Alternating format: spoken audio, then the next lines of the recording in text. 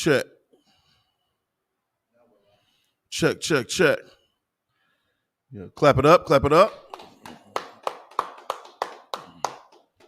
Shalom. Yahweh Bahashim Yahweh Shah Barakatah. To my brothers, Yahweh Shamar Alatah, Bahashim Yahweh Shah. To all my sisters, I'm priest and officer of 1000 Bon Kayal, coming out of Fayetteville, North Carolina. And this is the Israelite School of Universal Practical Knowledge. We're coming out of 1 West 125th Street, Harlem, New York, under the operational direction of Commanding General YAHANNA. And in the I.S.U.P.K, we teach daily life living skills to the so-called Black, Hispanic, Native Indian, okay? If you are so-called Black, Hispanic, and Native Indian, the Most High Power loves you. He has chosen you above all the other nations that he created on planet Earth, all right? He has chosen you to be the example of him on the earth, okay? So we are the standard to life, to this human experience. Blacks, Hispanics, and Native Indians, no one else. No one else sets the trends. No one else sets the tone. We are the salt of the earth. We are supposed to be the light of the world, according to what the scriptures say.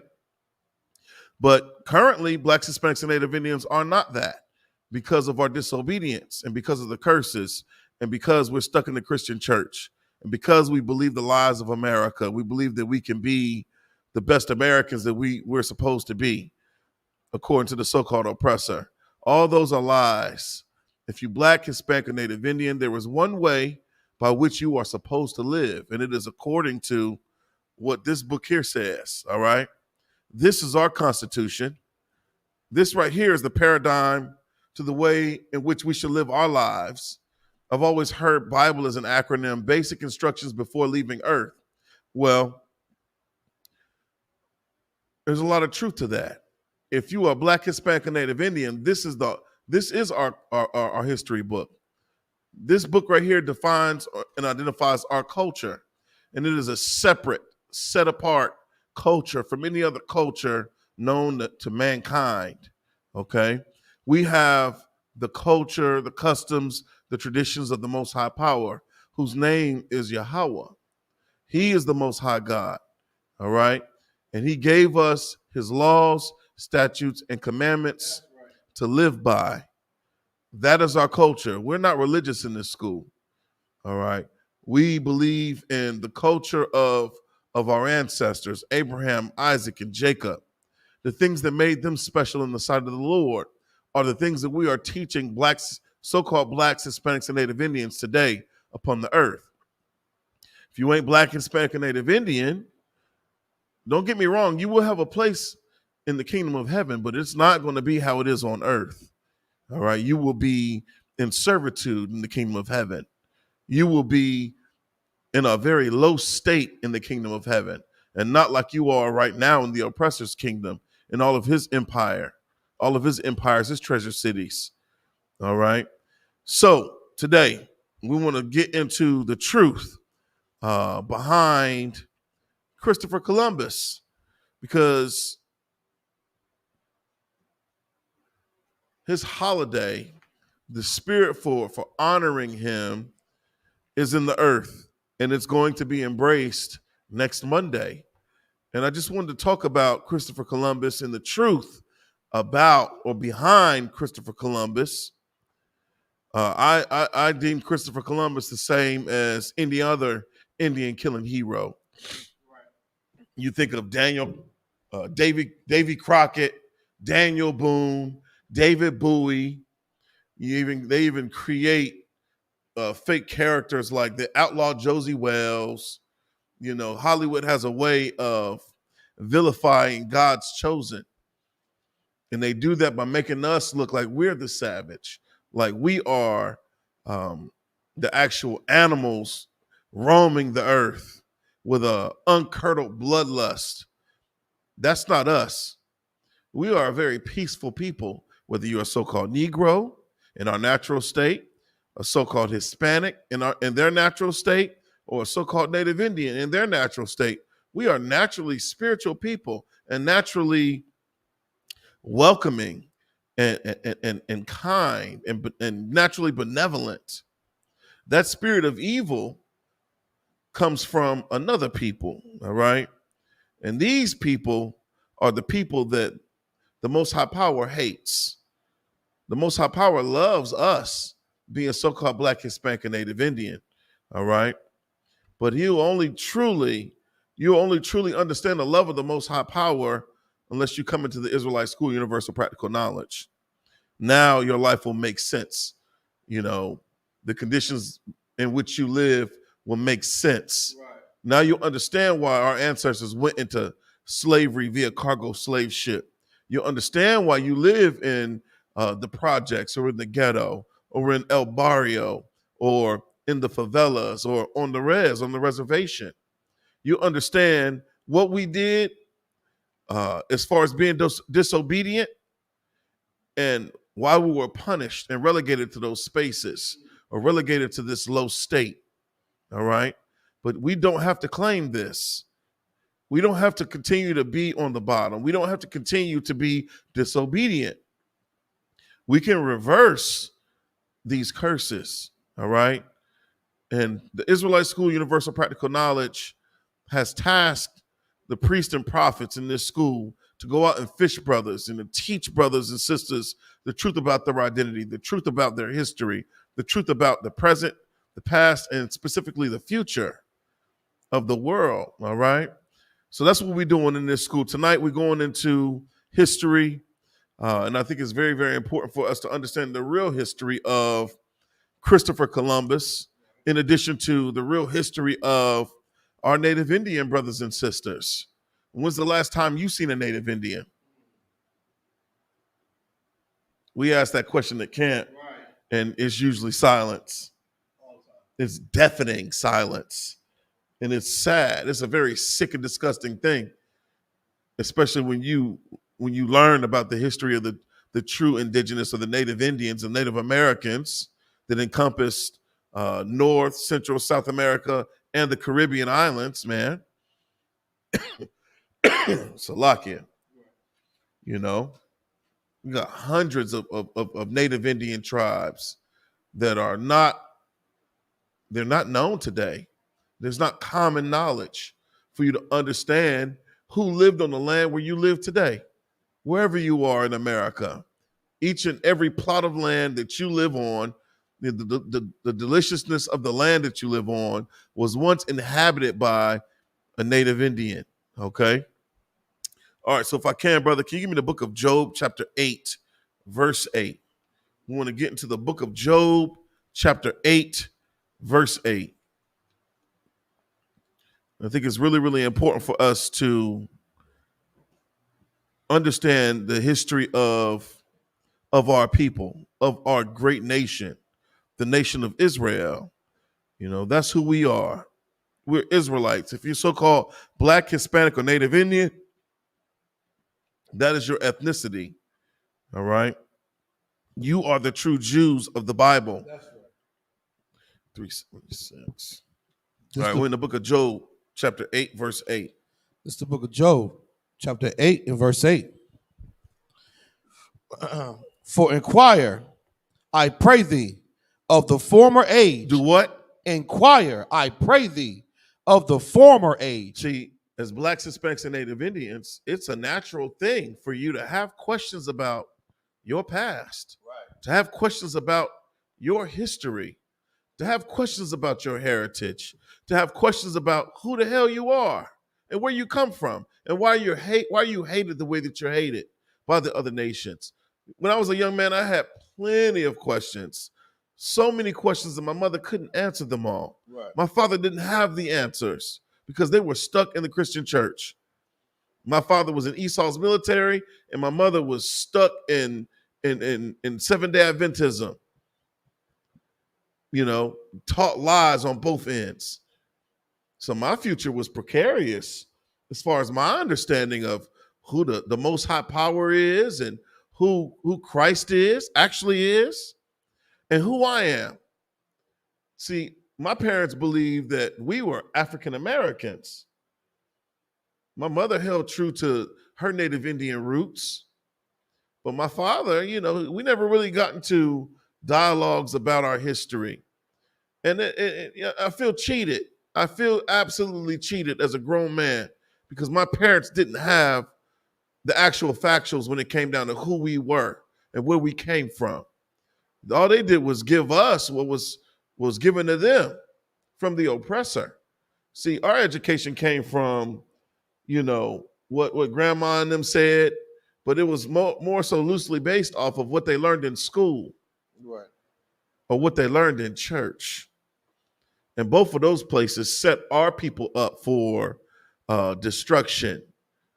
Lauryn Hill had the miseducation of Lauryn Hill. Well, if you Black, Hispanic, or Native Indian, and you live in America, or you live on the earth anywhere, you have been miseducated about your origin story. All right. If you are a so-called Negro, no, you are not African, nor are you American. All right. You are the descendant of Judah, the fourth-born son of Israel, or Jacob, man. And that's a very rich and royal ancient history in accordance with your bloodline, all right? If you Black, Hispanic, and Native Indian, you should hold your head up and not be ashamed of being what the world hates, what the world rejects. That's right. Because which the world rejects, the Most High Power values. The Most High Power has chosen us. We are the elect. All we have to do is learn the truth. All we have to do is get our brains washed free from the lies of America, from the lies of its school system, from the lies of the Christian church, all right? From the lies of the pastors.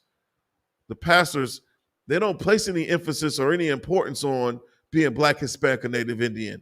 And that's problematic because when I read in this Bible, all I see is Black, Hispanic, or Native Indian. I don't see anyone else.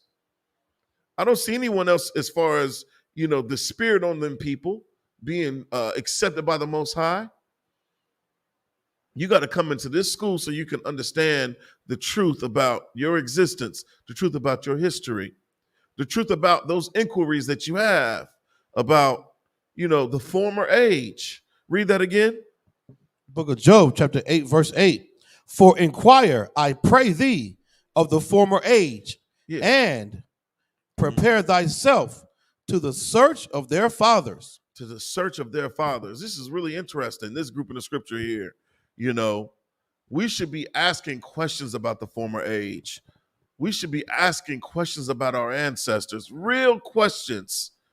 If you could trace your lineage back to some slave quarters somewhere, then 9 times out of 10, you can go to the local library and you can figure out the census of, the county seat where your ancestors once resided. And if you could trace it back to some slave quarter, then you can see that they were property and they were owned by some slave master. Most Blacks in America can't trace their lineage beyond that. You can't trace your lineage to some shipping manifest. You can't trace your lineage back to the Santa Maria, what Columbus's largest ship. You can't trace your lineage back to that. Okay. And even before that, where we were, as we were seeking, as refugees in Africa, okay, seeking asylum because Jerusalem had fallen 70 AD. And over a million Black Jews fled into the African diaspora, okay, from Israel. This is a little known fact about our history. The Jews are Black. You should get that through your head, all right? Don't get confused when you see Benjamin Netanyahu and, the fake Jew or the Jewish man in Israel and in the West Bank and all throughout Gaza, the strip of Gaza. Don't get discouraged thinking that those are the people of the book. They are not the people of the book. Those people never were slaves in Egypt. Those people didn't build the pyramids. Those people never crossed the Red Sea. Those people are imposters, all right? If you so-called Black, Hispanic, or Native Indian and you're scattered throughout the earth, you are the seed of your father. So if your father is a so-called Black man, Hispanic man, Native Indian man, then you're an Israelite, all right? Right. And we know that, via the book of Numbers, where our pedigrees were established, okay? Anyhow, my brother just read in Job chapter 8 and 8, he says, inquire, I pray thee of the former age, those old times, those ancient times, all right? And prepare thyself to search of their fathers. So not only are we supposed to be inquiring of the olden times, we're supposed to be seeking out our fathers. Well, who are our forefathers? Because according to America, they say we're African American. So they'll more than likely join you to Shaka Zulu. Right. They'll more than likely join you to, some African king somewhere. All right. Well, those are absolute heathens in the sight of the Lord. When I read this Bible, anybody in the land of Africa was deemed a heathen. Right. Their progenitor is Ham. If you're a so-called Israelite, your progenitor is Shem. All right. We are Shemitic. There's no way that we could be anti-Semitic being Semites, man. There's no way. All right. So when we speak about the fake Jew, we speak adversely against the so-called Jewish man, it's because they have stolen our identity. They have stolen our culture. And if you have ever had your identity stolen, you know how it feels. That is a crime that's punishable by law. That's right. All right? And they should be held accountable, and they will be held accountable. The Most High Power doesn't recognize them. They control the banking industry. They control Hollywood, the music industry. They're the reason why Pornhub exists on the World Wide Web. Right. These are not the people of God. If you so-called Black, Hispanic, Native Indian, you're God's chosen people. And you should be learning about your forefathers. Your ancestry begins with Abraham, according to what this book says. Abraham begat Isaac. Isaac begat Jacob. Right. Jacob's name was changed to Israel. Jacob had 12 sons. Of those 12 sons, we have the 12 tribes, or the leaders of the 12 tribes.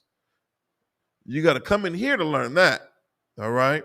You're not going to learn that anywhere else, okay? Outside of the Israelite School, Universal Practical Knowledge, under commanding General YAHANNA. That's right. All right?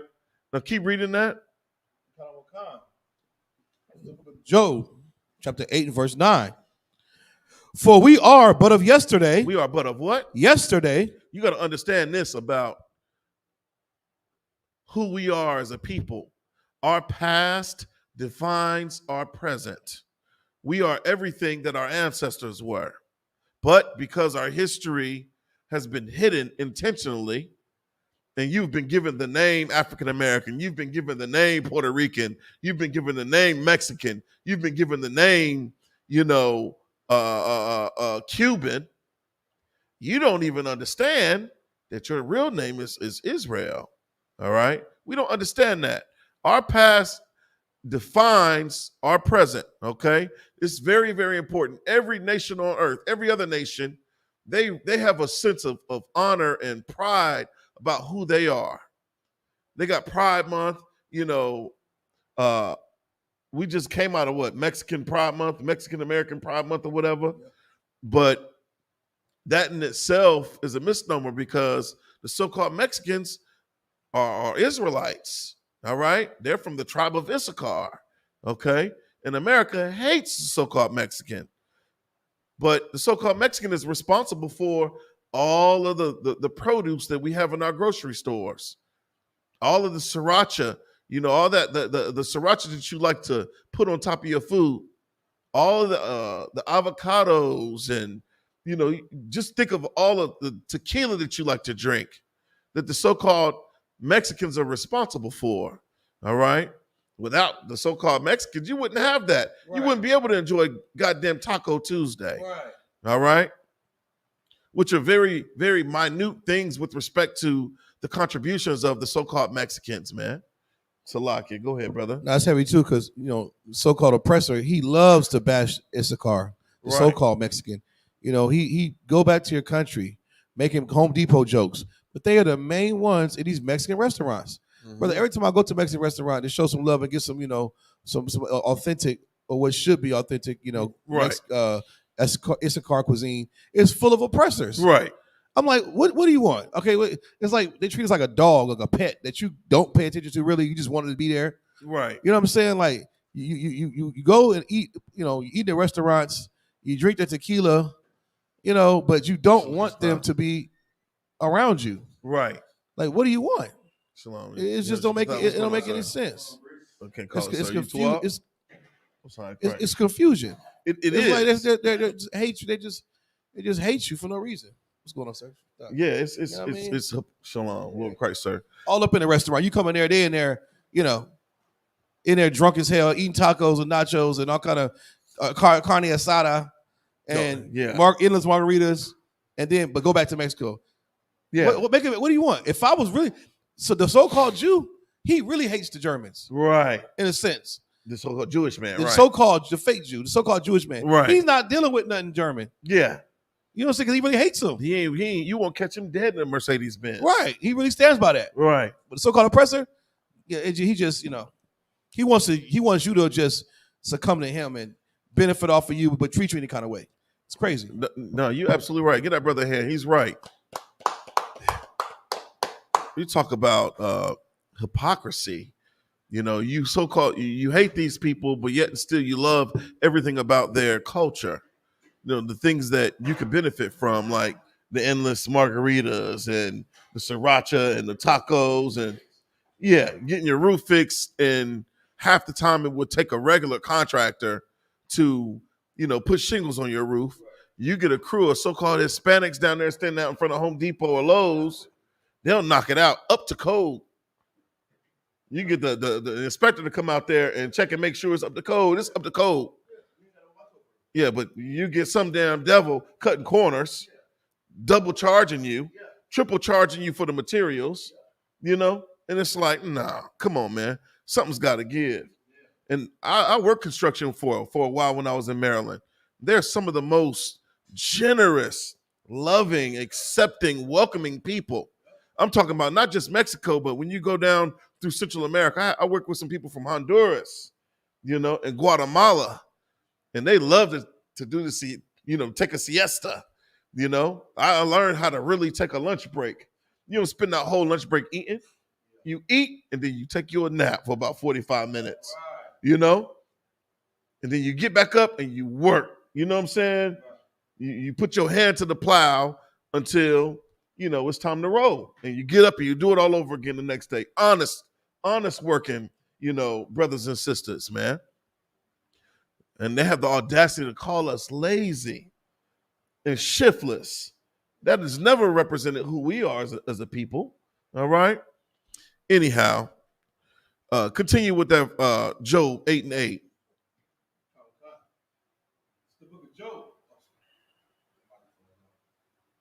Book of Job, chapter 8, we in verse 9. For we are but of yesterday and know nothing, because our days upon earth are a shadow. Man, our days upon earth are a shadow. What do you think that means? What does that mean? Our days upon earth are a shadow. If you define the word shadow, you'll come up with the definition of ominous, oppressiveness, or sadness and gloom. And that is the existence of so-called blacks, Hispanics, and Native Indians in reality. Wherever we are on the earth, that is the norm. That's the conditions that we live in. We talked about the different settings where we live. That represents it. It's ominous to live in the ghetto. It is oppressiveness to live in the barrio or in the favelas. Nothing but sadness and gloom permeates every facet of the plant of the reservation. And why is that? Why is where we live all those things, all those negative adjectives?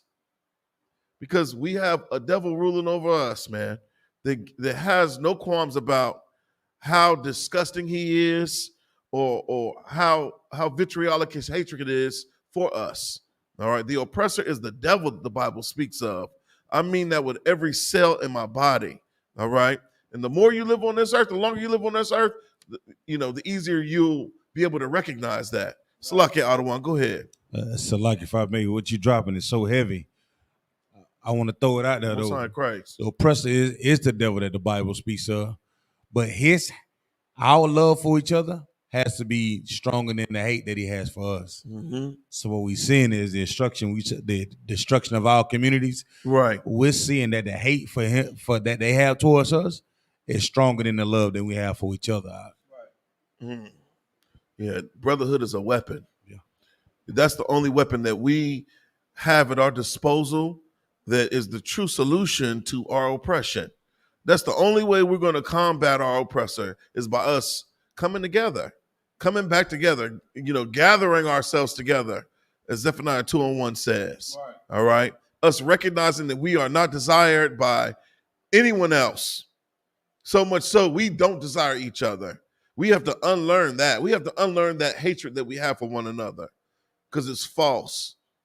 You start talking to that brother that you felt like you hated because of him being from another block or him wearing a different color or him having a different belief. You go talk to that brother, right, and you'll see how much you all have in common. And you realize that you've been hoodwinked. Right. You've been bamboozled. Somebody done pulled the wool over your eyes and made you believe something evil about your brother or your sister. All right? This is the reason why we teach this brotherhood class every week. I.S.U.P.K, we teach brotherhood in this school. It's Tuesday night, brotherhood classes, man. No, and you're not going, they don't teach that in the Christian church. They don't teach you about brotherhood. They don't have a specific lecture set to the side where they teach you how to love your brother or your sister. And brotherhood is synonymous with sisterhood, man. Right. Go ahead, Adawan. Salaki. Man, Salaki, man, you hit the nail on the head. I was talking to Kawal earlier. We were just saying, right. We saying the same thing. Like the minute you think that somehow you're better than your brother, mm-hmm, you're actually worse. Yeah. You go to comparison like, oh, I got this, and this, and this. You're really showing your true colors about what you are. Right. You understand? Same thing with sisters. Sisters saying, well, I got this, I got a degree, I got this car, I got this house, I got this job, and right, blah, blah, blah, blah. Like you drawing that, I got this breast, I got this ass. Right. You're really showing what you really are. Like you putting it out there, you're trying to create a separation between you and your sister or between you and your brother, like y'all are different. Right. And the only difference is that with the differences that we have should make us come together stronger. Not separate us, you understand? Mm. We exploit our differences like we're better than one another. When the oppressor, when he looks at us, he see two niggas. He see two sisters, he say them two bitches. Right. That's what they see. And if we adopt the ways of the oppressor, that's what we see. Mm. We see the hate and strife between one another, whether it's two brothers or two sisters. Right. We're just adopting the ways of the oppressor. That's all it is. We all ain't nobody in here no greater than anybody else when we talking about real life. Right. Until we talking about serving the Lord. And that work that we put in is really based on order. The rank ain't for you to treat another brother bad. Rank ain't for you to put another brother down. Rank is for order. Mm. Not to say, well, I'm a such and such as. No, lie, brother. We learn and do this thing together. Leave that at the door. Right. Sisters come in, she got on that dress. She got on this dress. You showing off. For what? To create a separation between you and your sister. Right. You're not trying to come together. Right. Leave that at the door. That's the Christian church. That's right. Why they're destroyed the way they are. They're too busy comparing their lifestyles between one another instead of knowing that the oppressor is the devil that the Bible speaks of. Right. Damn right. I don't want to hand. No, you're absolutely right, sir. We think about the so-called oppressor and, how he devises these different techniques he devises these different techniques to divide us so that he could conquer us. We talk about divide and conquer, and he looks at us as being subordinate. It actually is. It's in my notes. One mind, one body, one spirit. It's a heavy thing. The oppressor, he automatically looks at us as subordinate to him, as inferior to him, as beneath him. And it don't matter how much education you have or how much money you have, or if you come from a so-called good family, at the end of the day, you're still a Negro. You're still a Latino or a Native Indian. We got to be very careful about the words that we use in here because of censorship, because we are speaking the truth. You know, the powers that be are being intensely meticulous about being real punitive about the things that we say, as if Sexy Red ain't talking about her booty hole and the color of it. Yeah, her anus, Salakia, her anus, her sphincter. You know what I'm saying? We can't talk about, what's actually occurred in real time via history. You got to use phrases like unalive, which is so corny. These are words that are commonly used, but if you say them, they're going to pull your video. You'll lose your channel, I thought we had free speech in this place, But Salakia, continue, read that scripture one more time, Brother Baba Kusha. The book of Job, chapter 8 and verse 9. For we are but of yesterday, right, and know nothing, because our days upon earth are a shadow. We talk about our past defining our present. We are our ancestors, truly. We are the descendants of our ancestors. Our bloodline has not been cut off, okay? So if you Black, Hispanic, Native Indian, you got to understand that we could trace our lineage. It's a very ancient lineage back to Israel, all right? If you're a so-called Judite, you share the same blood as King David. You share the same blood as YAHANNA, who we foolishly call Jesus Christ. You got the same blood running through your veins, man. There's a lot to be proud of. There's a lot to hold in high esteem if you are a so-called Negro, all right? Or a Latino or a Native Indian, all right? Our oppressor wants you to feel like you are less than, because by doing that, he sets himself above you. He has a way of being demeaning you, belittling you, being condescending. That's his nature. That's his spirit. Okay, you don't have to buy into that. It's all mind tricks. These are Jedi mind tricks that the oppressor uses to keep us in a subordinate role. You got to understand that your mind, if you Black, Hispanic, or Native Indian, man, your mind is a very powerful tool. And all you got to do is tweak a few things. Come in here and get your brain washed. You understand that you don't have to subscribe to the oppressor's holidays, his holiday system. Come in here and realize that, you go to your slavery. You don't look at it as a job, like this is your purpose in life.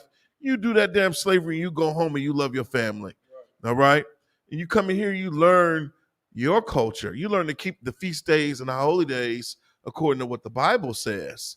You learn to keep the law, statutes, and commandments according to thus saith the Lord.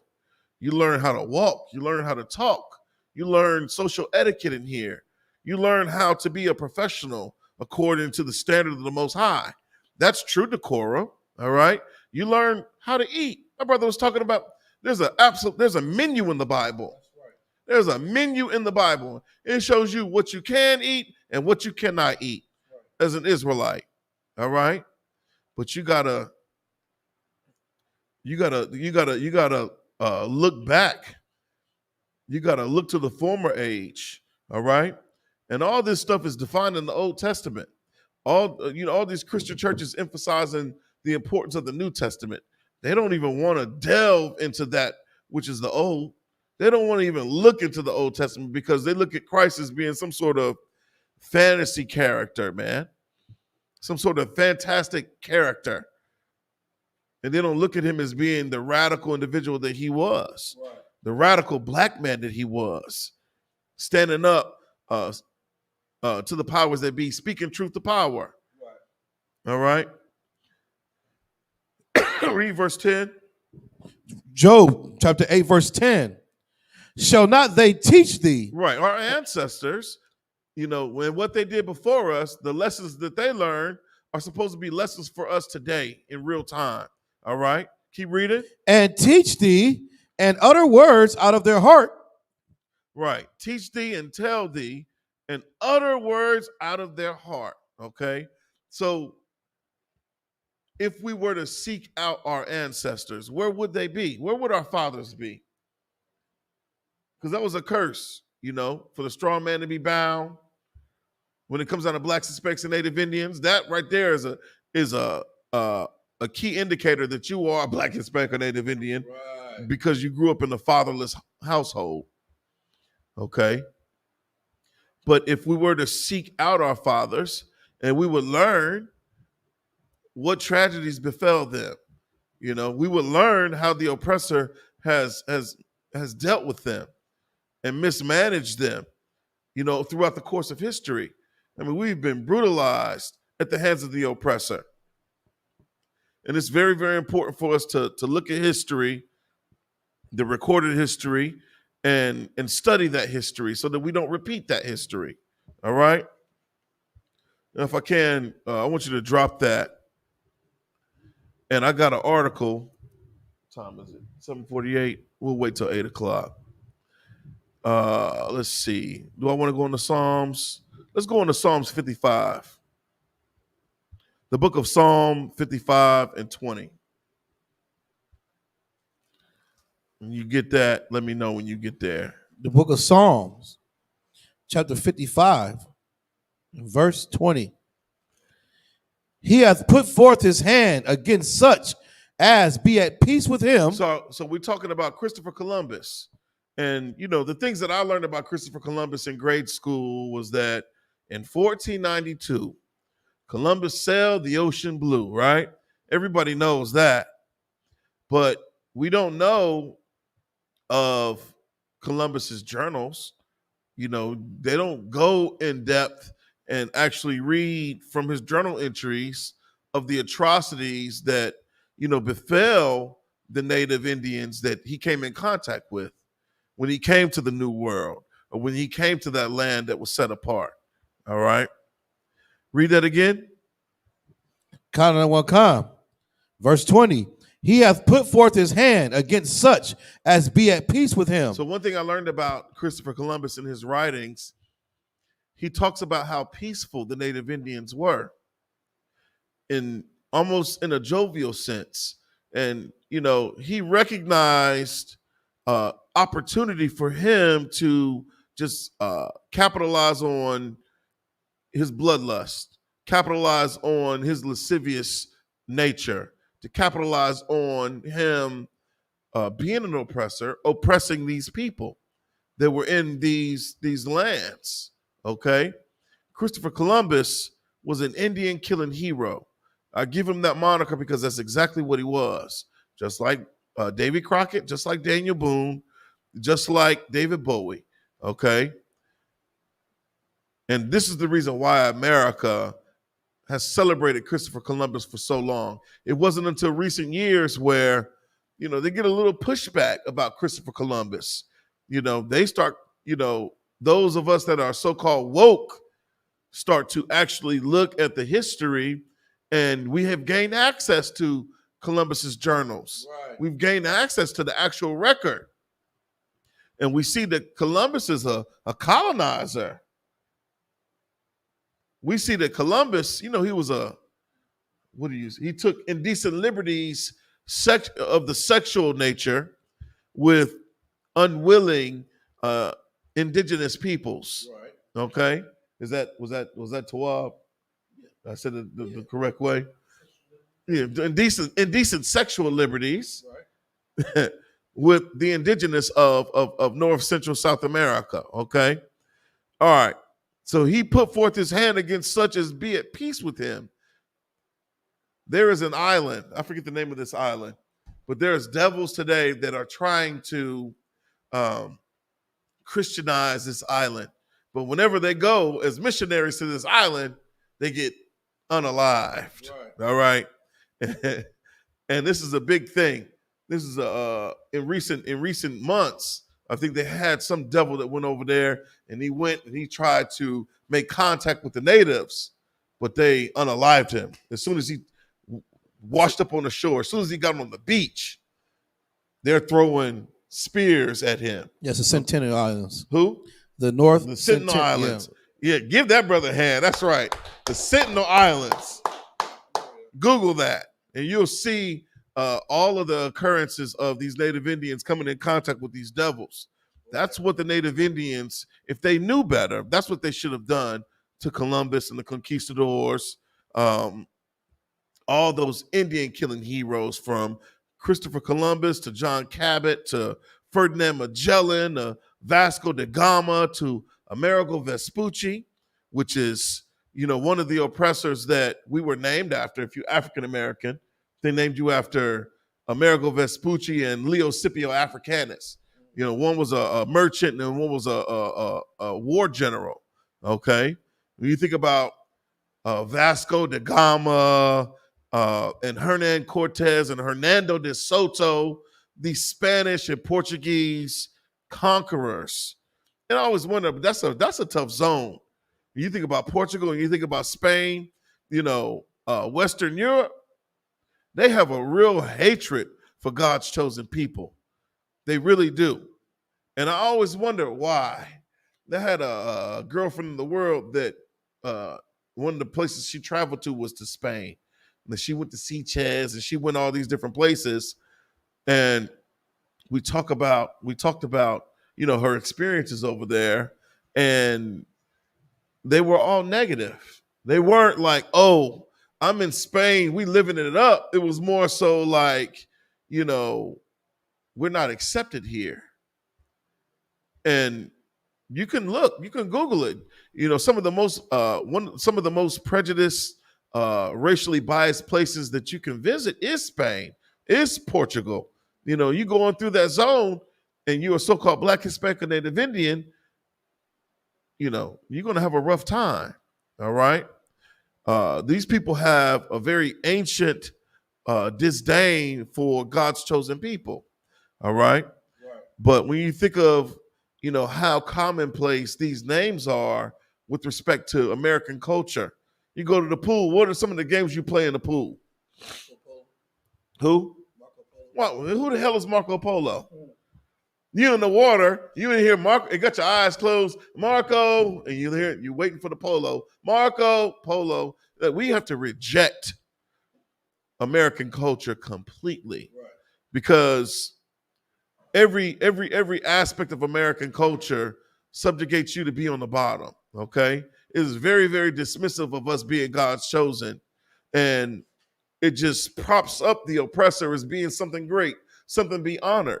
Those names should not even be uttered. But every time we go into a pool, you're going to play Marco Polo, and you don't even understand the crimes of this Venetian man, and his hatred for God's so-called chosen people. All right? But anyhow, where we at? We're in the book of Psalms 55 and 20. He hath put forth his hand against such as be at peace with him. He hath broken his covenant. You think about all of the treaties that were established between the so-called early European, the colonists, and the Native Indians. And there's hundreds of treaties that were broken. I'm not talking about one or two.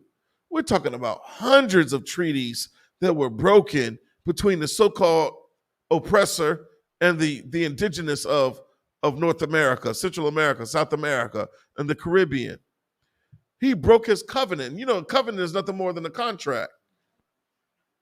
You say, you're supposed to be, your word is your bond. If you don't have, if your word is no good, then essentially you're worthless. So the oppressor speaks volumes about himself when he reneges on the covenants that he sets, that he breaks with the Native Indians. Okay? And this is all scriptural here. This is in the Bible. We're reading about this in the book of Psalms, talking about the oppressor. All right? Keep reading. No, you too up. All right. We in Psalms, you too up. The book of Psalms 55, chapter 20, 21. All right. The words of his mouth, were smoother than butter. What do you think he was saying?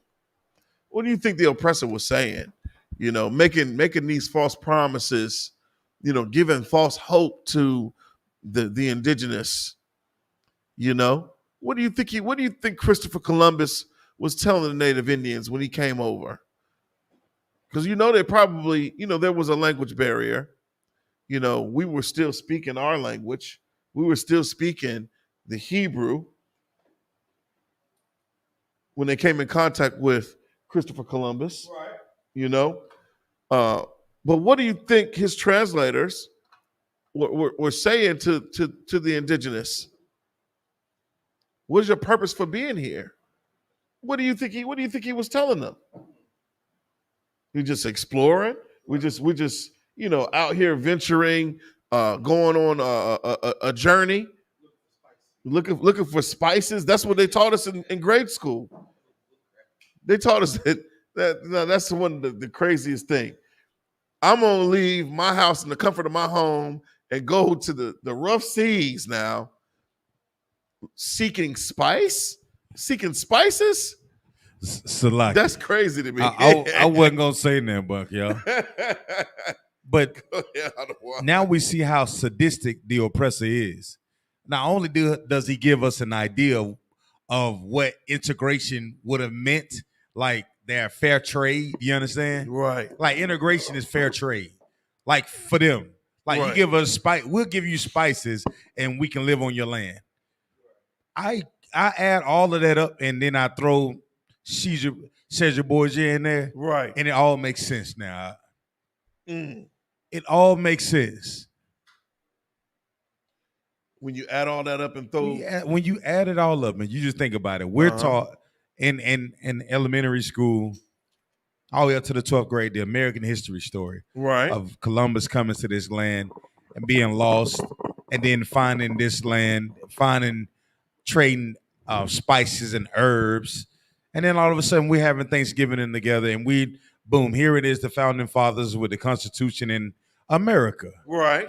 You know what I'm saying? That's how they paint this picture that they want us to see. And we all do it in the name of so-called Cesar Borgia. Right. And that is seared in our minds until we actually learn the truth. So when we go out in the streets and we say these things in this empire, it's like we're fighting against a brainwashing since birth to adults that we say, wait a minute, you got to take my word for it. Look up in history. It's commonplace knowledge that guess what? It was not about spices. It's commonplace knowledge to know that Cesar Borgia is not our king. Like it's not the bad, Kowal, because you know what I'm saying? It's like if you care to find out, then it'll show your level of concern when you talk about our conditions as Black, Hispanics, Native Indians. Right. What they say, mess around and find out? Mess around and find out. You know what I'm saying? Brothers and sisters that are in the truth, we messed around and we found out. Because you seen a people of brothers and sisters that was really concerned about the condition of our people. Right. Like, and it's like, it's not a mystery anymore. And for those that don't want to accept it, if you're not going to accept that truth, and then you're stuck with having to accept the lies and the reality that you're going to suffer in this empire, believing in things that are fairy tales. And if you accept that, then why? That's the part that baffled me. You accept that, but you won't get a brother that tell you he love you in boots and braids.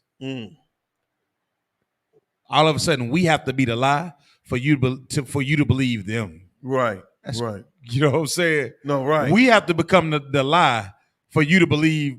And with 1492. Right. What is it?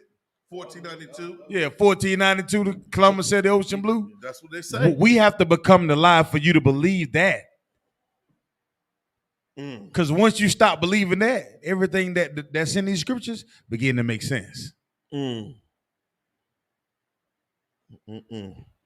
you're right. You're absolutely right. Get Ottawa a hand. He's right about that.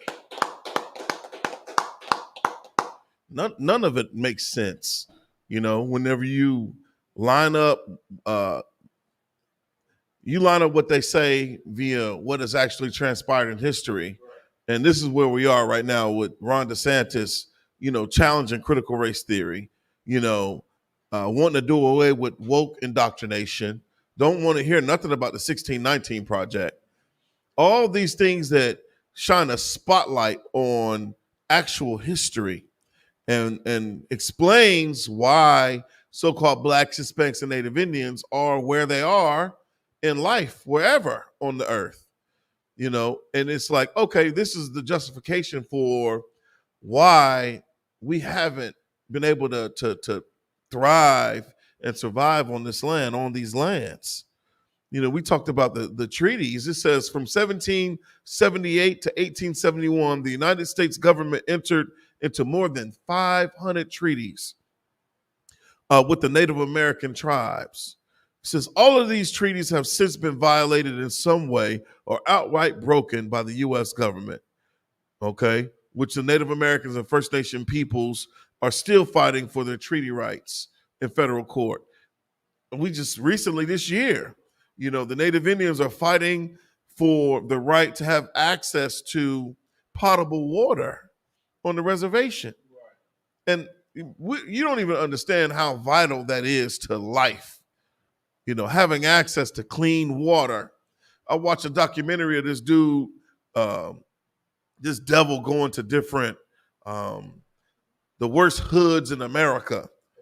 Yeah. And he went down to Jackson, Mississippi. Oh, man, I understand why Deion Sanders left Jackson, Mississippi. I don't understand why any Negro in their right mind would still stay there. You don't have access to potable water. You can't even take a shower at your house. Some days the water will run brown. Some days the water won't run at all. They have to boil all their water down there in Jackson, Mississippi. And I'm like, how are brothers, it's 2023. I thought Flint, Michigan, that was a thing just there in Flint. But this affects us wherever Blacks, Hispanics, and Native Indians are. In our lowest state, in that lowest hell, you don't even have access to clean water, clean running water, clean water to flush your toilet, man, or to brush your teeth, or to bathe, or to cook with, man. You got to boil that water, then siphon that water, and ain't no way, bruh. You know how much of a gross inconvenience that would be? You got to buy all this bottled water to cook with, to brush your teeth with, to clean with, like you just survived some hurricane? It's ridiculous. It's absolutely ridiculous, man. Anyhow, over 500 treaties, man. By now, we should understand that the oppressor is the devil, and anything that he says is a lie. And we cannot, the Bible says to never trust thine enemy. Never. Where is that scripture at? Well, I want to, it's in the Apocrypha, right? Do me a favor and pull that article up about Columbus. We're going to get into this article real quick. This is Ecclesiasticus 12 and 10. To never trust thine enemy. CNN? Yeah, let's rock that article about Columbus. You can share the screen. Yeah, once you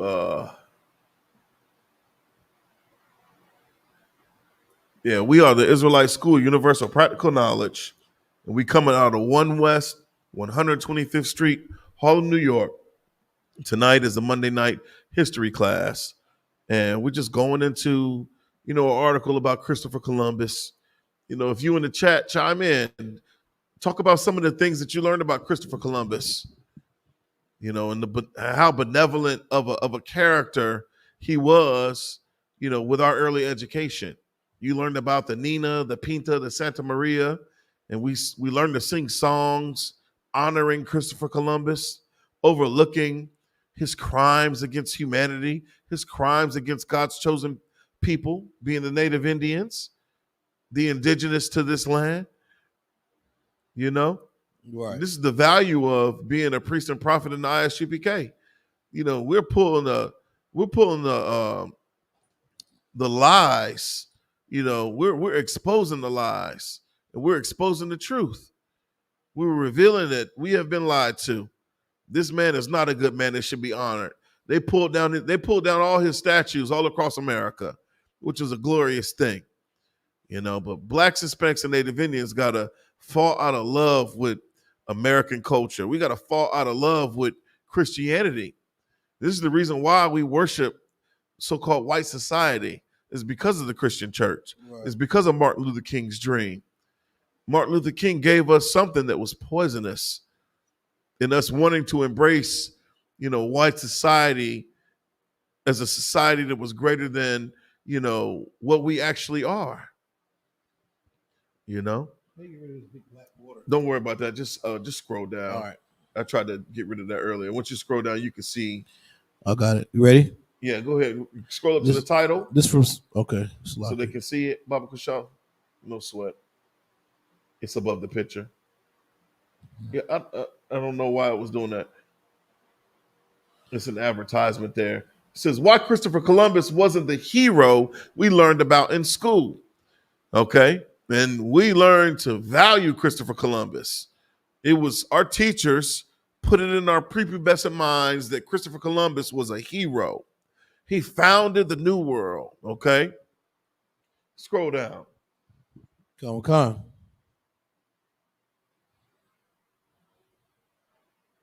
I don't even know why. It's even worse now. Good night. Let me see if I can back out some more. Yeah. Yeah, Most High in Christ. I don't even know why I was doing that, brother. That's cool. That's cool right there. All right. Let me see. And we talked about that first line of poetry, that first line of the song. Right. Everybody should know that. 1492, what? It says, in 1492, Columbus sailed the ocean blue. Right. That rhyme has long been how American students were introduced to Christopher Columbus in elementary school. Students are taught that Columbus is the one who... Hold on. It's like you coordinate. He said something that I know. He said that's how Americans are introduced. They don't teach this to the rest of the world like this. That they don't teach them that in Spain. Right. They don't teach them that. They don't teach them that in Europe. Right. They don't teach them. I was in Germany. That was never brought up in this manner. About him, Berlin, that 1492, that way of thinking, that's America. Right. That's this empire. They don't teach this in Spain like this. Oh wow. He is what he is. He's a so-called merchant, a thief. Right. Huh? That went from civilization to civilization, different countries doing these type of things right here. Lying and stealing and bringing it back to the queen. Oh wow.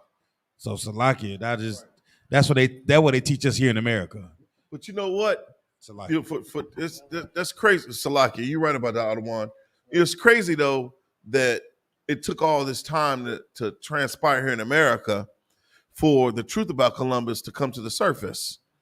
He was held in contempt over in Spain. They brought him back as a criminal, and that's the history that they teach over there in their nation, But here in America, you're taught, because the Americans have America, and he established America for white society, and the Native Indian they're on the reservations, and the so-called Negroes is in the ghettos, and the so-called Hispanic are in the barrios. Keep reading. Khan. Students are taught that Columbus is the one who discovered America, right, sailing across the Atlantic in his three ships, the Nina, the Pinta, and the Santa Maria. The Italian explorer is even celebrated every October during a federal holiday named after him. But the man credited for discovering the New World has long been considered a contentious figure in U.S. history contentious figure in U.S. history for his treatment of the indigenous communities he encountered and for his role in the violent colonization at their expense. That's right. That's why that term colonizer, is a negative term. Colonizers were known for their benevolence. They weren't known for their compassion. They weren't known for being sympathetic to the natives that, once lived on the lands that they supposedly conquered and took over. All right. That's where that Black Panther started coining. Well, not coining it, but they started using it more, calling the white dudes on there colonizers. Right. As if Africans were, anyways. But it says dozens of cities and states such as Minnesota, Alaska, Vermont, and Oregon have already replaced Columbus Day with Indigenous Peoples Day. Now, in response to the nationwide protests and conversations surrounding racial inequality, people have been tearing down statues of Columbus to bring awareness to the cruelty he brought upon indigenous people. Right. So, what did Columbus really do, and why is he being labeled as a tyrant rather than the hero that we were taught to believe? Right. So the things that you do absolutely matter, not just in the sight of the Most High, but to man. And Columbus, albeit he so-called supposedly discovered the New World, mankind held him accountable for his crimes against, the indigenous. You can only do so much evil and wicked on this earth. And, they might wink at this and wink at that, but the truth is going to come to the light. That's what I learned about anything that you do. You think you hiding the thing? No, it's going to be revealed. All right. And you're going to have your day. Everybody will have every dog has its day. All right. Where we at? It says, we should question why we as Americans continue to celebrate him without knowing the true story and history of his legacy. Well, why do you think Americans, celebrate Columbus? Why do you think Americans, in the school systems, they teach that? In 1492 Columbus sailed the ocean blue, and you learn about those Spanish galleons, the Nina, the Pinta, and the Santa Maria. Why do you think that is taught? It's just part of the, it's just a part of the lies and the wave of waters that are also lies. Talking about Revelation, how if you keep drowning us with these lies, we'll never reach to the surface of the truth. Meaning, you tell 2 or 3 lies, you 6 feet under the truth. You start dropping, Jesus is white, Christopher Columbus, you're African. Now you're 1,000 leagues under the sea. You ain't never gonna get to the surface. It's just one of those things where it's like they keep compiling the lies just to keep you from ever reaching the fact that the Hebrews, the Israelites, are God's chosen people. That's all this is about. When you peel the layers back, the lie is just to give you something else to wrestle with. That's all it is. It sounds technical history. It's just, no, these niggas don't ever need to wake up and know that Columbus had interpreters that spoke Hebrew with him, because the people he was going to see, he knew they were Israelites. So we're going to just talk about pumpkins and corn and Columbus Day and Thanksgiving. That'll keep them busy. And that's all this really is. All these and people, what you want to call them, not dignitaries, but these philosophers, they know that. All these historians know that already. It's just more lies. Go ahead, Adawan. I was gonna say how sadistic he is. He's thinking if it ain't broke, why fix it? Because how many of us gonna really want to, with the oppression that we face today? We got more brothers learning the truth, but we also got more brothers that are going into a lifestyle that is destroying them. More sisters going into that same lifestyle, and what they're figuring out is it don't even matter. We just make sure we give them whatever that they asking for, long if it's not the truth. Right. And Zion said too, like, it worked. This definitely worked to the point where we're teaching this class on a Monday night, and you kick this at the barbershop, man, they don't want to hear that. Man, they call it get that blackity black talk out of here. Get that woke talk out of here. Nobody wants to hear it because the lies actually worked on us. Do a quick roll call in the chat. We got let's see. Let the usual suspects in the building. We got Daraj, Trooper Daraj, checking in. Sister Yakara, Princess K, you know what I'm saying? Chrissy, our sister Arba, Trooper Warriala, Brother Reggie checking in. No sweat. Brother Reggie said, he killed a lot of my brothers and sisters because they wouldn't follow his belief. That's right. Facts. That's right, Reggie. Yeah, shout out to young man Reggie, man. That's right. And everybody else that's in the chat, following with this class, chime in. When you think about your introduction to Christopher Columbus, what did they teach you in grade school? I never really looked at Columbus Day like it was it was just another day off for us. I never looked at it like it was something to be celebrated. I always thought it was kind of strange because it was like, okay, America celebrates Columbus because what? Because he was a so-called devil. Right. Because of the false ideology of white supremacy, that philosophy. That's the reason why he's celebrating America. Because if it was a Negro or if it was a Hispanic or Native Indian that supposedly discovered this place, they wouldn't be celebrated. It would be lost to history, lost to the hands of time. Right. But because he was a so-called European, they hold him in high esteem. They give him this accomplishment, okay? And he is honored. I learned something from a retired Superior Court Circuit judge, and he told me that the oppressor only acknowledges, certain things. To get his respect, you have to either have money, be willing to shed blood, okay, or have education.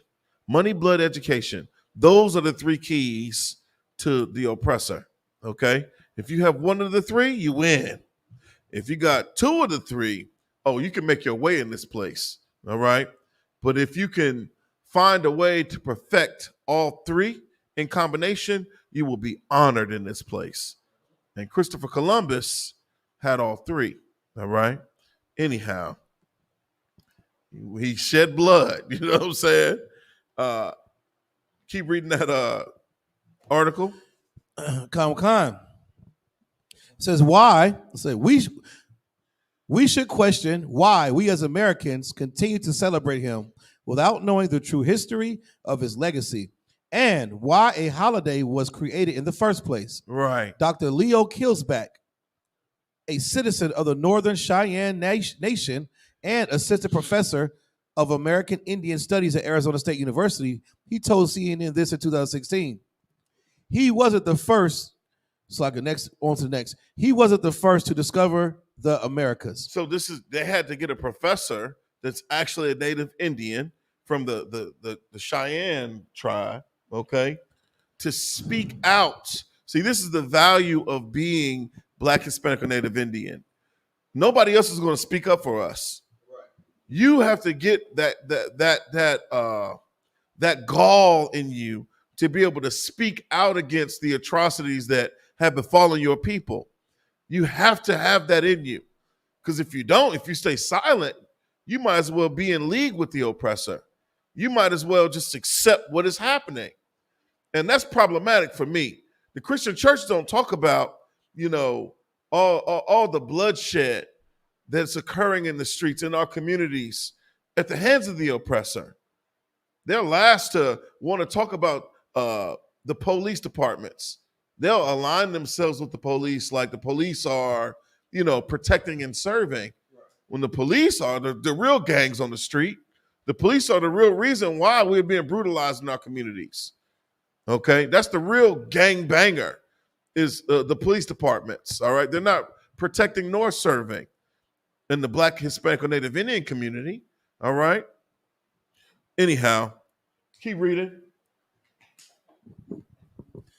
Khan. There is no doubt that Columbus's voyages had an undeniable historical impact, sparking the great age of Atlantic exploration. Right.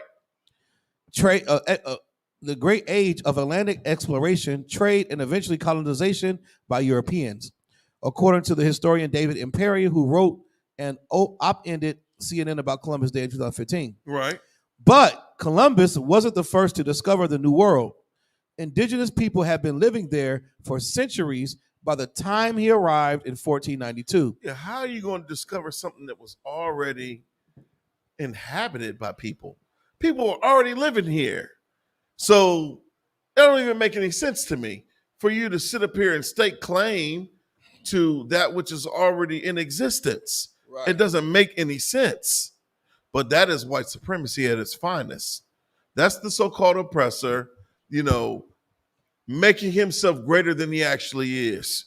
He's letting you know he's forcing his truth upon you. Go ahead, Adawan. Salakia. And Salakia. And not only does he force it, if you happen to fight against it, we was unalive. Yeah. So there's nobody, it's rare that you find somebody else that willing to say, you know what, this was mine first. You understand? It's almost like if your oldest son, your son walk in the room and he say, well, Dad, these my shoes. And you say, no, son, I had these shoes first. Then he knock you across the head and drag you out back. Good night. Right. Who's going to speak up for you? Who's going to say, no, these were your father's shoes? Right. Yeah. That's the oppressor. Our brothers and sisters been saying, each time they come out about the land and the anything that was stolen from Black, Hispanic, Native Indian, somehow it just miraculously like disappears or it go unheard of. Or, it's just like alien ancient truths that come out in 2026. That's what they're doing now. Right. Alien ancient truth. The pyramids. You know what I'm saying? Good night. Right. The aliens built America. The truth. You know what I'm saying? Give it a couple years, all right? Michael Jordan gonna be all Caucasian, all right? Oh, of course. Yeah, of course. Michael Jordan, Michael Jackson, who else did they say was going to be a devil in 50 years? Yeah, wow, boy. Good night. Yeah, that'd be crazy. They make Bernie White into an oppressor. Anyhow, let's continue with this article. He enslaved the natives. He did what? Enslaved the natives. So he is one of the first oppressors via recorded history to put God's chosen people in bondage. When it comes down to the New World, all right, he enslaved the natives in the so-called New World, all right, and that's really, really, it set a trend. It set the tone for what was to come centuries later. I mean, how long did the transatlantic slave trade last? How long was the transatlantic slave trade? Who knows? You think of 1492? What Denzel say? I'm leaving here with something. That was Christopher Columbus. You don't think that he didn't take any of those indigenous back to Spain. Don't think that he didn't sneak, he wanted them fine indigenous sisters back on, the Santa Maria with him to be his chambermaid over that voyage. Don't think he did it. Why wouldn't he? What the hell was stopping him from doing that? Good night, man. All right, keep reading. Khan. During his voyages through the Caribbean islands, and Central and South America coast, Columbus came upon indigenous people that he labeled Indians. He labeled them Indians because he thought he was in India. Yeah. He's thinking East Indian, okay? This is the only reason why our people have been given that name Indian. Columbus, he was an idiot. He thought he was in India, literally. He thought that these people were East Indian. What's East Indians? Good night. Yeah, the Punjabis. What when we think about the nations? Elamites. That's what Columbus thought. He was, interacting with Elamites, but he was actually interacting with Israelites. Right. All right. That's right. Keep reading. Columbus and his men enslaved many of these native people and treated them with extreme violence and brutality, according to history.com. So not only did he enslave them, so our Bible gives us ways by which you are to conduct yourself with slaves. All right. So we even have decorum according to the scriptures with how we interact with slaves. But the so-called oppressor, he ain't got no laws when it comes down to the way you interact with a slave. The slave is his property. And the way you kick them shoes off your feet and throw them across the room, that's the way he treats, his property. And we were deemed his property at one point in time. All right. So for them to speak about the brutality of Christopher Columbus and how he treated the native Indians he came in contact with, I mean, this don't give it no justice here. Keep reading. Come on. Says throughout his years in the Americas, Columbus forced natives to work for the sake of profits. For the sake of what? Profits. For the sake of what? Profits. Same reason why you at your slavery, working for these corporations. If you think that we are removed from the plantation, you are a fool. We are still in bondage. We are still serving the oppressor today in 2023. All right? Keep reading. Come on. Later, he sent thousands of Taino Indians. The who? Taino Indians. The Taino Indians. Keep reading. To Spain to be sold, and many of them died during the journey. So when you think about the triangular trade, okay, when you think of the transatlantic slave trade, this devil, Columbus, was a precursor to that. He was one of the first to do it. He was one of the first to take God's chosen back over to Europe. I got some comments. Go ahead. In the chat. Let's see. We got take it from the top. Darash said our history starts with slavery. Our history starts with slavery, nothing else. That's what I was taught growing up in school. Yeah, Darash, you're right. But the thing about that is that we were never slaves, we were enslaved. That's the difference. And when you learn about our history of being in bondage, we were just enslaved, And Kanye West said it was a choice. No, this was a curse from the Most High Power. All right. Keep reading. Reggie said they try to make it look like he was a good person, but he wasn't. He's not my hero. Said my Lord reigns supreme. That's right, Reggie. Shout out to young man Reggie. Yeah, man. Sister locked in. Yeah, Sister Yakara said, Salakia, I would hear from my grandmother how during colonization in Mexico, natives would cut their daughters' hair, smear dirt and ash on them so they would seem dirty and less appealing to the conquistadors in hopes they wouldn't be taken away. That's true. I heard that too. That is so true. Yeah. That's true. I seen a shout out to Officer Ayathon in his house, Sister Yakara. Go ahead, Adawan. Lucky. That's heavy. Facts. That's a grandmother protecting the child. Right. You understand? That's what protection looks like. Like to bring them down, like Joseph said, tell them we sheep herders. You understand? Right. To bring us down so that way we can stay together. But what is everybody trying to do right now to be a part of this empire? To be flashy. Right. To be clean. We want to be accepted. Want to be accepted. Mm-hmm. Want to be picked up by the oppressor. Want to be made the next superstar.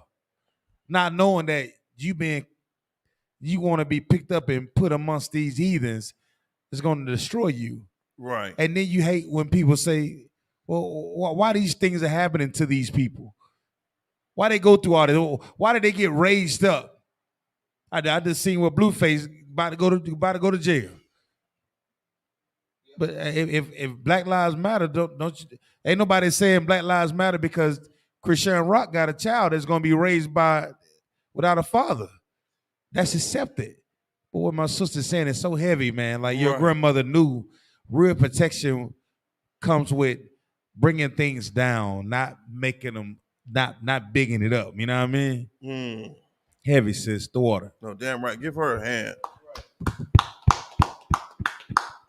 That's heavy. I watched a movie, and it was in modern times where these Issacharite families, what they were doing is they were cutting the hair of the daughters to make the daughters look like boys, literally. But for the cartels to not steal them. Human trafficking is a real thing. And it doesn't just affect us here in North America, but it affects us all over the globe. So they cut the hair and make them look like little boys, and you can see the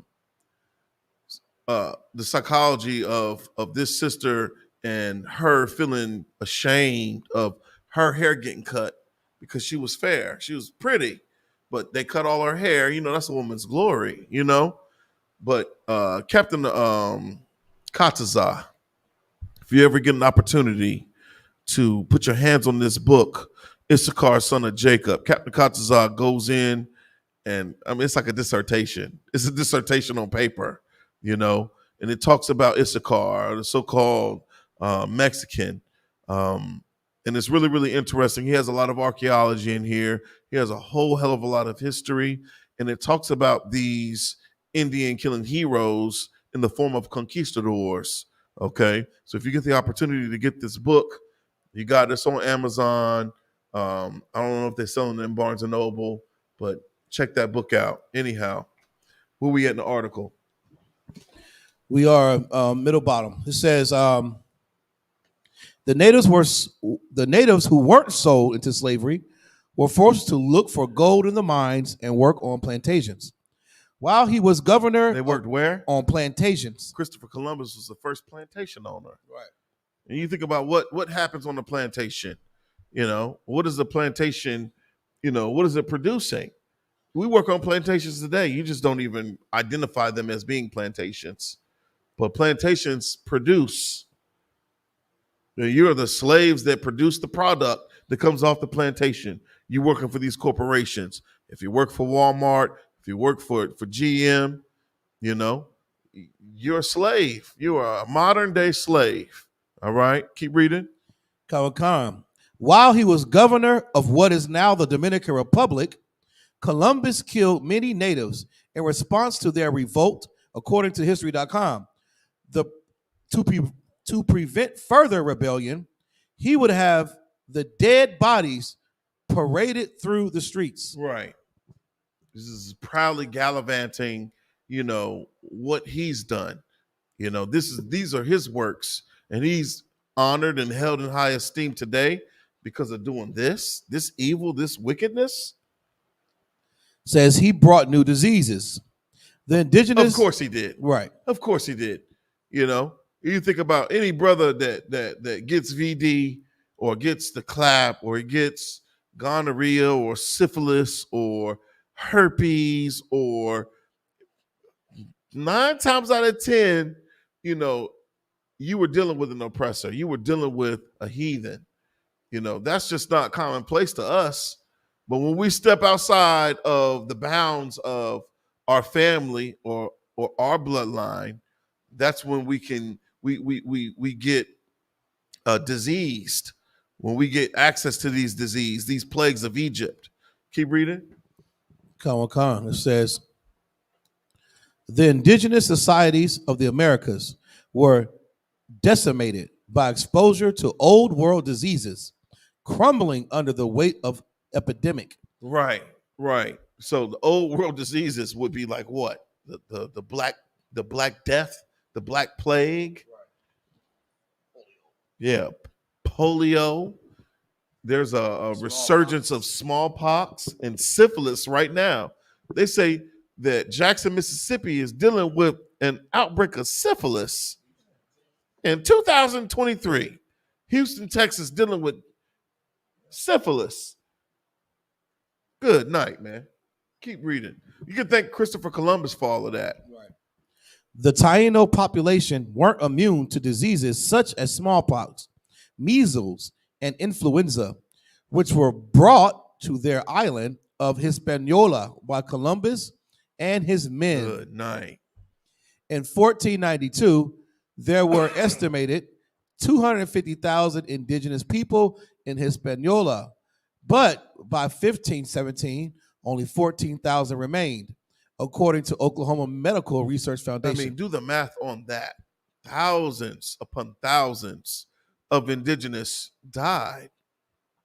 All that innocent blood was shed for the sake of Columbus exploring for the sake of Columbus, being who he is naturally, an oppressor. It's ridiculous. Keep reading. Some historians believe that the impact of European and African settlers in the New World possibly killed as much as 90% of the native populations and was deadlier than the Black Death was in medieval Europe. Good night.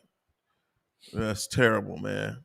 It's absolutely terrible, And we have the audacity to want to honor Christopher Columbus. Drop that article. I got another one that talks about some of the atrocities, specific atrocities of Columbus. It says 12 atrocities. Got you. You see it? No, back. Go, over one more. One more. Oh, I see. Yeah. All right. Yeah. You think about the atrocities of Columbus. That article in CNN was THAWADAH. It kind of give you a superficial understanding of Christopher Columbus and who he was and what he represented as far as his works. But there are very specific crimes that he perpetrated, against God's chosen, that he was never really truly held accountable for, By us shining a spotlight on these crimes, is the reason why we can defile his legacy. He defiled his own legacy. All we're doing is just speaking truth to power, bringing out what has been hidden from us. My third grade teacher didn't tell me about none of this. My elementary school teachers didn't teach me nothing about Columbus's journals and him unaliving people or him putting people in bondage as slaves. They didn't talk about any of that.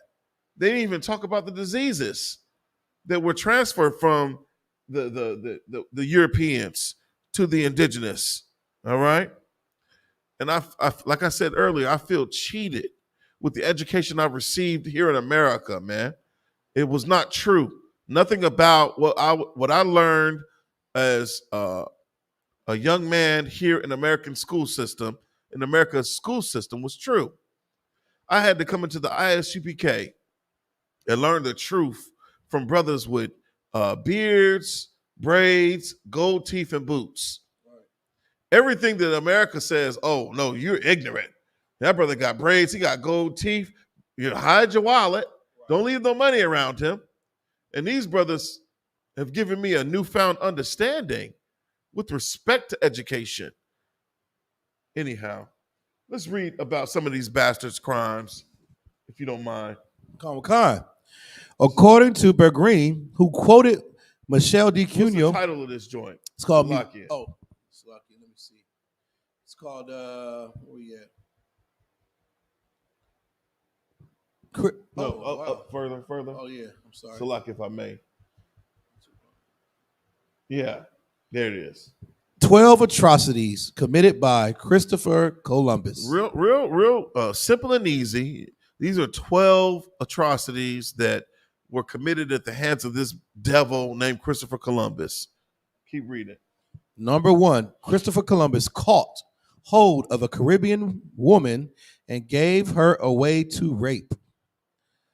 It says, according to Bergreen, who quoted Michelle D. Cuneo, a participant in Columbus's second expedition to the Americas, Christopher imprisoned a beautiful Carib woman on the boat. Now, you just know Black, Hispanic, and Native Indian women are the most beautiful women on planet Earth. Yep. There is no woman outside of the nation of Israel that can attain just the beauty of our women naturally. You think about some of them supermodels that come out of, the Caribbean or Puerto Rico or Dominican Republic or Mexico or Central America or Compton, California. Boy, it's some heavy hitters coming up out of there. And just imagine what this devil saw when he saw them in their natural state, untouched by just the evil of white society. And you think about the lascivious nature of a devil. It's very, very sadistic, intensely sadistic. It's almost what's the word? Good night. It's just a very disgusting way a very vile, carnal way to think. And when he saw the beauty of this Caribbean woman, he wanted her to be his own.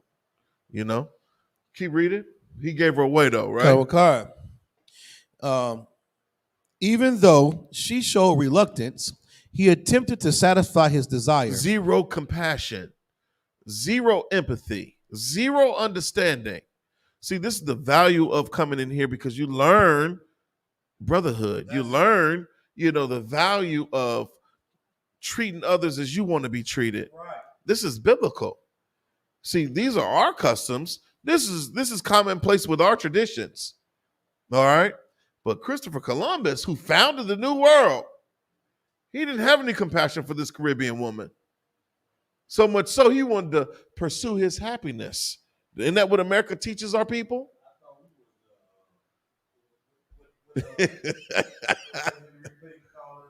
Oh, super predators. Right. Yeah. I thought that we were the super predators. Hillary. Christopher Columbus reads like a super predator.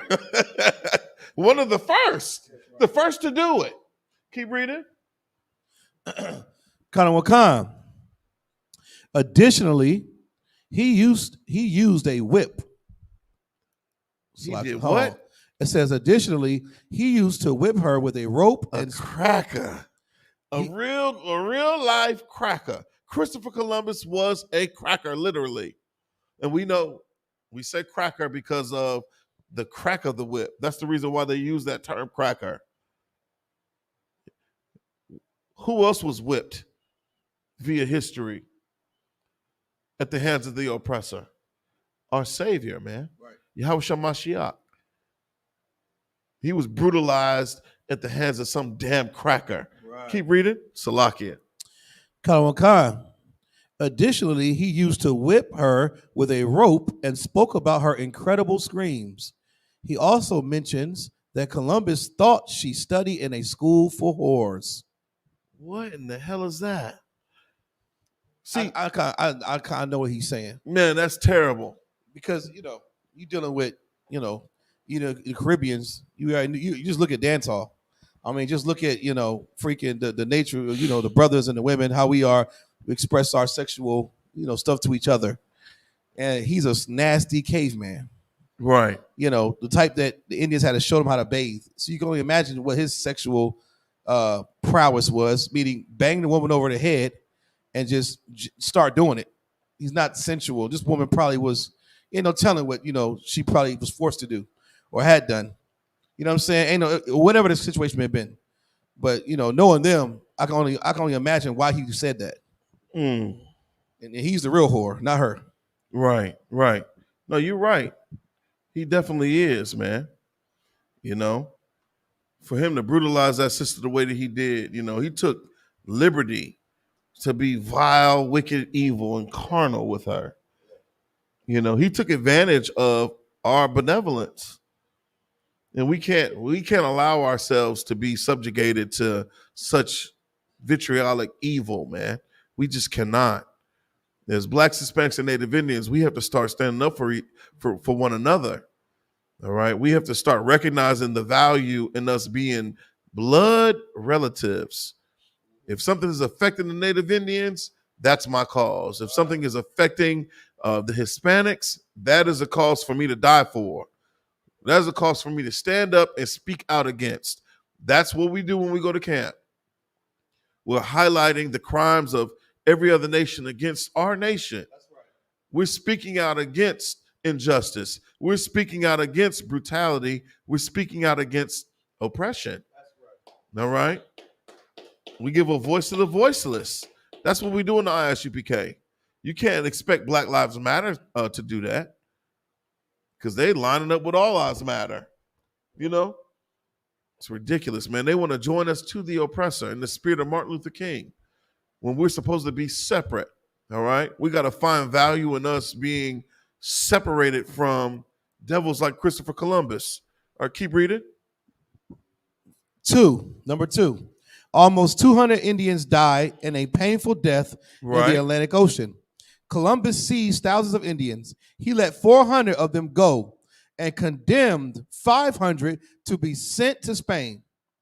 Additionally, he employed 600 of them as slaves for the Spanish on the island. Out of the 500 Indians shipped to Spain, 200 were thrown out of the ship by the invaders and died in the Atlantic Ocean. Good night. Good night. He's a bloody man, Columbus. You know? Keep reading. Number three, Columbus ordered to cut off the ears of the natives who did not comply with him. Why would he cut off the ears? Just think about it. Mm-hmm. They're useless. If you don't do what the hell I tell you to do, get rid of them ears. Yep. Get rid of the ears. You're already speaking some bastardized tongue. Right. That is evil. That's evil. Right. For you to disfigure a person, to take the... Imagine your head without ears. Good night. Keep reading. Hope your hair grow. We'll just run down the numbers, the titles, or read out. Yeah, just read them down. Number three, Columbus ordered to cut off the ears of the natives who did not comply with him. Number four, his army didn't even untie the beheaded Indians. Good night. It says Benjamin Keene, a historian who studied America's conquest by the Spanish, says that they chained several Indian carriers' necks. Hold on a second. Go back to 4. His army didn't untie the beheaded Indians, meaning there was no dignity even in death for the native Indian in the sight of the early European conquistador, man. They didn't give a damn. Let's just imagine if it were one of theirs, if it were one of their own, they would have unbound his hands, and placed them across his body, But we can't even have dignity even in death. This is crazy. Right. Keep reading. It said, number 5, they killed innocent natives for fun. Part of that says they would just cruelly kill. The reason they did this was to check the sharpness of their blades and swords. One instance, they seen two Indian boys carrying parrots. They took away the parrots for fun and beheaded the boys. The invaders cut off Indians' hands if they didn't bring gold. Number 7th reason, Columbus ordered the natives to wear a symbol of shame on their necks. And this was ordered the natives to wear what? A symbol of shame on their necks. To wear a brass or copper token around their necks, which became a symbol of shame. It was a stamped brass or copper token. If the region didn't own gold, they were to give cotton. Okay. Number 8. Several Indians committed mass suicide. Yeah, I'd rather die than to live at the hands of such a monster, man. I mean, he's Count Dracula in the flesh. You think about all these crimes that he committed against the indigenous of America. Yep. It says they jumped off cliffs, poisoned themselves, starved themselves to death. Did not have to comply with Columbus' system. It was just bad, man. Oh my God. Let's see. Mass suicides by the Indians. Mass suicides. We'd rather die. That's how much honor we had. We'd rather die than to serve this devil. Yep. And there's no honor in committing suicide, but I can understand it. I totally understand it, being a man. Right. It says, so to avoid any more sorrow and sharing of the land and women with Christians, they committed mass suicide. Sharing the land with who? Christians. With who? Christians. With Christians, man. This is how everything that we speak out against the Christian church is for real. Christianity promotes the ideology of white supremacy. Right. This is the reason why they celebrate men like Christopher Columbus. This is a federal holiday, man. And only in recent years, they want to add, they haven't dismiss Columbus Day completely. It's Columbus Day and or Indigenous Peoples Day. Right. So they're trying to make amends and acknowledge, but they're not really truly being sympathetic, and they're not truly looking at history and holding Columbus accountable for being exactly who he was, being a mass unaliver, a mass taking indecent liberties with unwilling participants sexually, sexualizer, or whatever, or being a slaver. That's what Columbus was. And he represents the spirit of America. He represents the spirit of the American forefathers, because everything that Columbus did, Thomas Jefferson did to a degree. Everything that Columbus did, George Washington did to a degree. John Quincy Adams did to a degree. Andrew Jackson definitely did to a degree. Right. So what makes them different? They're all the same. This is more of a reason for you to completely, remove your spirit from America. If you Black, Hispanic, or Native Indian, remove your spirit from practicing American customs. You might have Monday off, but you better not fire up no grill. You might have Monday off, but you better not set fire to no firecrackers, man, on Monday. How the hell do you celebrate Columbus Day anyway? Good night. Let's keep reading. We can wrap this up here. Ninth reason, the population of natives dropped from 300,000 to only 500. Says 10th reason, Columbus would sell young girls into sexual slavery. Number 11, he tortured the Spanish too and would order tongues to be chopped off. Good night. Let me go back to number 10. It said, in a letter to Donna Juana de la Torre, an acquaintance of the Queen of Spain, Columbus admitted to having sold young girls as young as 9 and 10 into sexual slavery. Come on, man. And see, this is the origin of America, and you wonder why we're still dealing with human trafficking today in 2023. This happened in what, 1492? So for millennia, these crimes have been perpetrated against God's chosen people, man. We're still dealing with sexual immorality. You talk about the sexual slave trade. Fayetteville is midway between New York and Miami. It's a hub for sexual exploitation, human trafficking, Salakia. In addition to drug trafficking, we're the midway point. We should be watching over our daughters like a hawk, watching over our sons like a hawk, because the LGBTQ agenda is alive. They don't just want little girls; they want little boys that they can sell into bondage for their sexual desires or what have you. It's a disgusting place where we live, man. Is that it on that? Right. Last one, number 12. They whipped men for silly mistakes. Of course. You can earn stripes for the most trivial of offenses. Okay. Our Savior earned stripes, for speaking truth to power. If you're in the I.S.U.P.K. and you're doing the work of a priest or a prophet, man, you have to be bold in this work. What may. We are constantly in the face of, imminent danger. Whenever you leave your house, I just read this.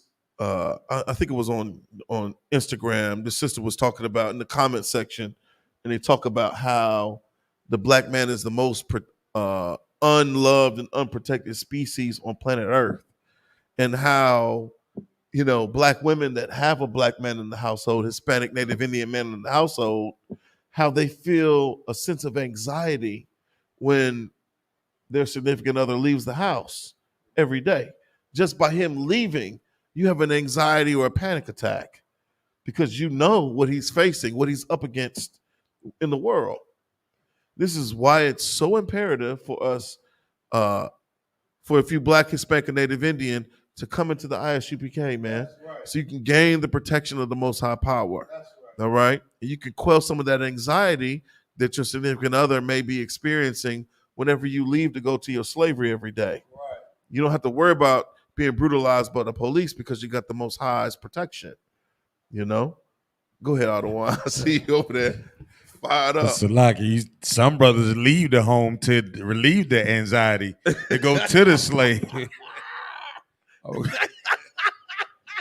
The anxiety is at the house. You know what I'm saying? Right. Because of the lack of love and compassion that we have for one another, man. That's right. It all goes back to the oppressor. You damn right, Ottawa. Let's give me Habakkuk chapter 2. Habakkuk chapter 2. And we can go to start at verse 6 real quick. Let's wrap this thing up. You know, when you leaving your house just to escape that dragon, you know, that's in your household, man, you got to get your household in order. You ain't gonna learn how to get your household in order if you listen to T.D. Jakes or Creflo Dollar. You know, you turn that off. Your rib is listening to Juanita Bynum. Turn that crap off, man. You know, because you're going to be emasculated.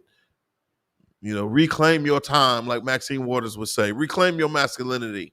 You know, you got to come in here and learn how to truly be a man, how to truly be a strong man, how to become a man of war, okay? And it's worth it. It's worth going to war for the sake of your family, for the sake of you living on this land, for the sake of your children. You know, set your household in order, man, all right? Give me Habakkuk 2 and 6. The book of Habakkuk, chapter 2, verse 6. Shall not all these take up a parable against him and a taunting proverb against him and say, woe to him that increaseth that which is not his? That's Christopher Columbus, man. You know, instead of us celebrating Christopher Columbus, we should be taunting his legacy with the word woe, which means destruction. That's when they start toppling those damn statues of Christopher Columbus. Right. That was a glorious thing in the sight of the Lord. Finally, our people are waking the hell up and realizing what has happened, how we've been brutalized at the hands of this devil, man. Woe to him that what? Woe to him that increaseth that which is not his. Christopher Columbus did not discover the New World, man. He didn't discover those Native Indians that were living there, the indigenous in the Caribbean. You know, he took indecent liberty with that which was not his, man. So according to the Bible, woe to him, destruction to him, destruction to Christopher Columbus and all his descendants, okay? All of his living ancestors that benefit from his crimes, his criminal activity. What the hell is the statute of limitation on murder? What is it? Is there a statute of limitations on murder? Keep reading. It says, Slakia, how long? And to him that ladeth himself with thick clay. Right. Keep reading. Verse 7, shall they not rise up suddenly that shall bite thee, and awake that shall vex thee, and thou shalt be for booties unto them. That's right. That's right, man. When you think about the spirit of the oppressor, he is a serpent, man. You know, when you go into Ecclesiasticus and you talk about, you know, who's going to pity the charmer, that's what this verse is talking about, man. You getting so comfortable being close to Esau. You're getting so comfortable making friends with Karen and Josh at the slavery. And then when you get your Negro wake-up moment, you're looking like, who done it and why? You should expect that. His ancestors acknowledge what they've done to us via history, okay? And hold them in that same regard, okay? Keep reading. Come. Verse 8, because thou hast spoiled many nations. Yeah. All the remnant of the people shall spoil thee. That's right. That's a prophecy there. Since you destroyed our nations, since you destroyed many nations, being the devil that the Bible speaks of, the remnant of the people shall destroy you. Right. Keep reading. Because of men's blood, and for the violence of the land, of the city, and all that dwelt therein. That's right. That's right. Drop that. Go down to verse 12. Verse 12. Woe to him that buildeth a town with blood, and establish a city by iniquity. Man, this is talking about America. This is what was created after Christopher Columbus, came to the so-called New World and established the wicked and evil that he did. All the crimes against God's chosen people that he perpetrated throughout the earth. We haven't forgotten that in the I.S.U.P.K. We hold our oppressors accountable every Saturday. Every single day we hold them accountable for their crimes against God's chosen people, man. I'm waiting for the day that the Most High Power will hold the oppressor accountable for his sins, for his transgressions, for his crimes against God's chosen people. That's my time, man. If you Black, Hispanic, or Native Indian, come into the I.S.U.P.K, man, so you can learn your true history. You can learn the history of our oppressors, and more so learn the history of our ancestors and how they overcame, man. All right? We're the Israelite School Universal Practical Knowledge, coming out of 1 West 125th Street, Harlem, New York, under Commanding General YAHANNA. If you're not in the I.S.U.P.K, you are not in the truth, man. And I'm going to pass the class off to Priest and Officer of 1,000, Kawal Bon YAHAWADAH, man. Security announcements. We're the I.S.U.P.K, start at 1 West 125th Street, Harlem, New York. Rule for new brother and sister. When a new brother or sister comes to the school, they are off limits for 6 months. They are to be saluted only. They're here to share themselves of the world. If they need transportation, the teacher will arrange it. After 6 months, if a brother or sister has an interest in a particular person, he or she must get permission from the head to speak to a brother or sister. There's another 6 months in which the brother and sister will court each other. After the 6-month period, the brother and sister will get permission from the head to marry. Tithes, which is a commandment, you can find this in Numbers 18:21. Malachi 3:8-10 means 10th in Hebrew. It's pronounced ma'ashera. 10% of any penny or increase the Lord gives you, give to the treasury department or teacher. Priest fund, a free will offer for priests is not mandatory. Whatsoever amount you like to give. Upcoming holy convocations is the closing of the Feast of Tabernacles. All right, it's going to be Friday, Saturday, the 7th of October, right? Yeah. You can find this on Leviticus chapter 23. Also, too, check your bulletin board in school for any upcoming events. Also, too, make sure you watch America on Fire. I think they shot some of them earlier today. The brothers and sisters, the generals are in UK right now. But also check out all the rest of the podcasts. Boot Up and Shut Up. You know what I'm saying? Chain Breakers, Actually the Prophets, Crossline Radio, America on Fire, all that. Like, share, subscribe, hit the thumbs up. Help spread the truth out the earth, all right? If anyone wants to be a trooper in the school, start wearing all black, boots, shirt, pants, headband, and scarf with that imadium. But if Israel, we're gonna render one curse to the teacher. If Israel, Mount Shabbat, imadium, Barak, Yajmatah, Sar, turn face sisters. Men of Israel, we're gonna render one curse to the sisters. Men of Israel, Mount Shabbat, imadium, Barak, Yajmatah, class dismissed.